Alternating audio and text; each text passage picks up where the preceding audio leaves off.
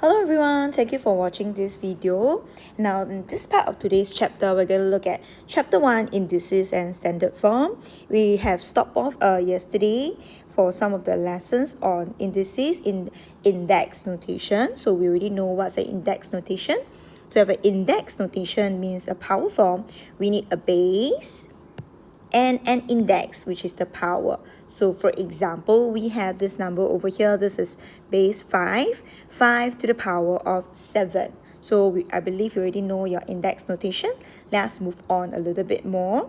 Now just to do a little bit of review, okay, we actually went through this question over here, right? Negative h times negative h times negative h times negative h to itself 4 times. Now notice that negative h, the whole thing to the power of 4, okay, because this is an even power, we have negative times negative to become positive, negative times negative to become positive.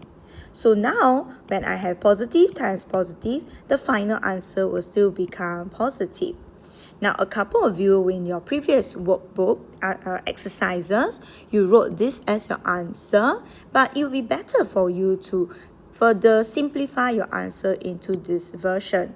So please do your corrections. If you stop at this page, this answer over here, please simplify your answer into this version. But however, take note, this number here, you become from negative, become a positive, is only true if the power is an even power. If the power is an odd power, I will have negative times negative become positive.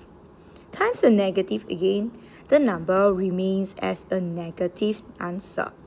Okay, so for odd and even powers, they are different answers. Now, let us move on to today's concept that we need to learn. Today, we are going to learn evaluating an expression. What do you mean by evaluate? To evaluate means to find the value of. Okay, if we want to find a value of an expression, meaning we must get a final answer, the answer should be in a number. Okay, in a number form. So for example, 5 to the power 3. 5 to the power 3 is actually 5 times 5 times 5, 3 times, right? The longer version, you can try to choose to type it in this way, 5 times 5 times 5, and get your answer 125. But the other way that we can do is to use the power button on your calculator. So to evaluate an expression given in the index form, so they give the question to you in the power form, we will need to use the power button. What does this power button look like? The power button looks like something with an X and then a square on top. Please locate this button onto your calculator. Try to find this button on your calculator. So if I want to press 5 to the power of 3, that will be base 5. 5 is my base. 5 to the power of, then the number 3. So you can press this as what is shown on the textbook. Okay, into your calculator. 5 to the power of 3, it gives you the answer 125. Have you gotten the concept? Please locate number 1, where is the X to the power button.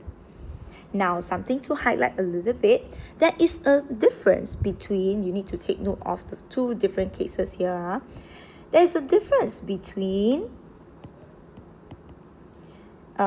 negative 5 holding square and and just the number negative 5 square.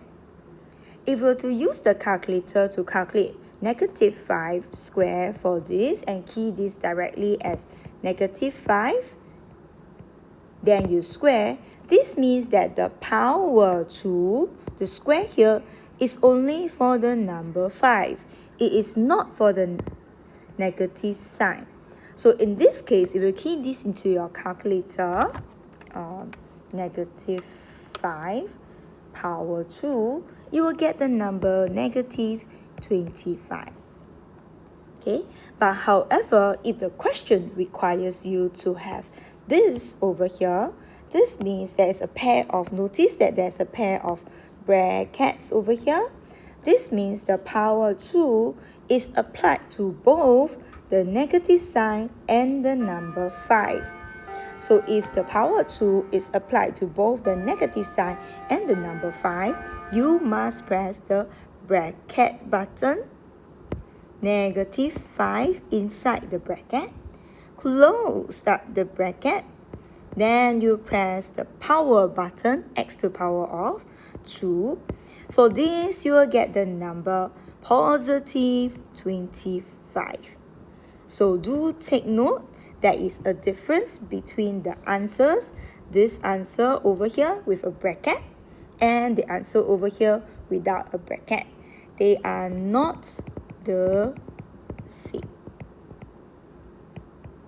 Okay, so if the question requires you to have a pair of brackets, please make sure you do so to include your brackets inside. Okay, with that, you can try out the questions over here using your calculator. Take note, this question here has a pair of brackets. Please make sure you can get your correct answer. So do this practice in class and check your answers using the textbook. Do this practice in class. Okay, check your answers. Later on when we come back to class, we'll check the answers. Next part of our lesson for today, we are going to work through on expressing a number into an index form. What is an index form again?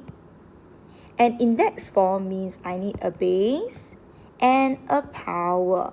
So in this case, this question here says, work example number 3 says, express each of the following numbers here in the index form, meaning I want it in the power form.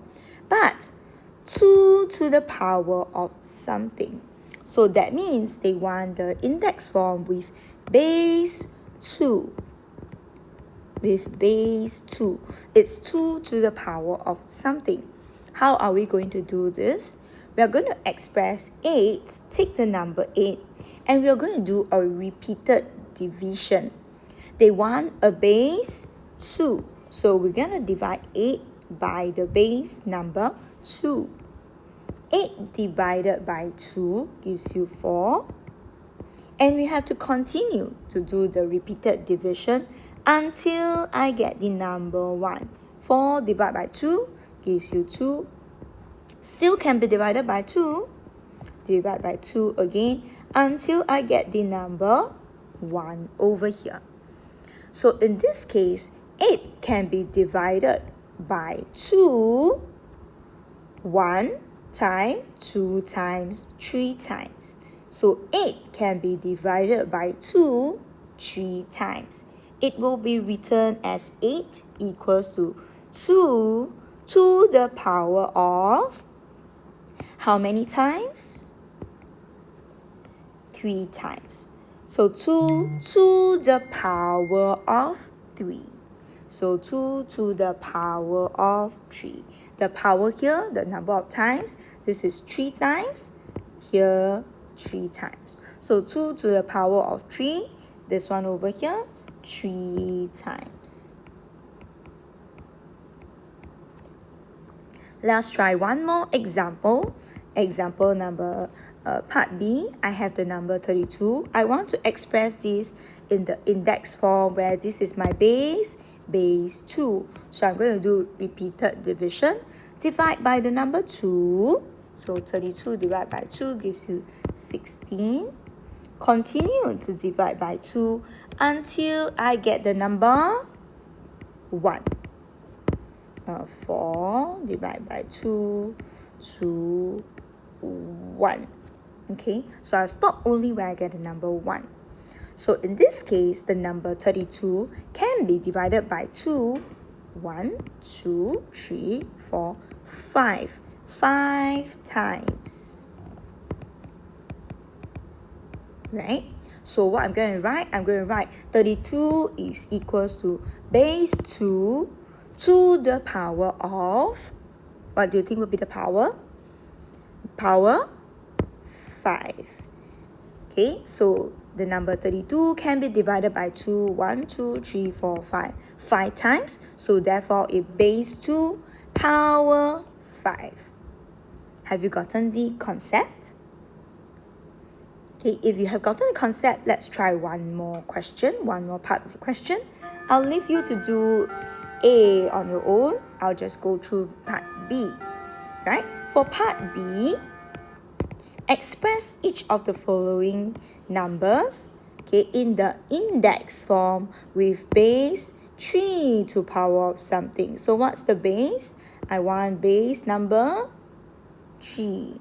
So I'll take the number 81, divide by which number? They want a base 3. I'll take 81, divide by base 3. 27. I'm going to continue to do the repeated division until I get the number 1 over here.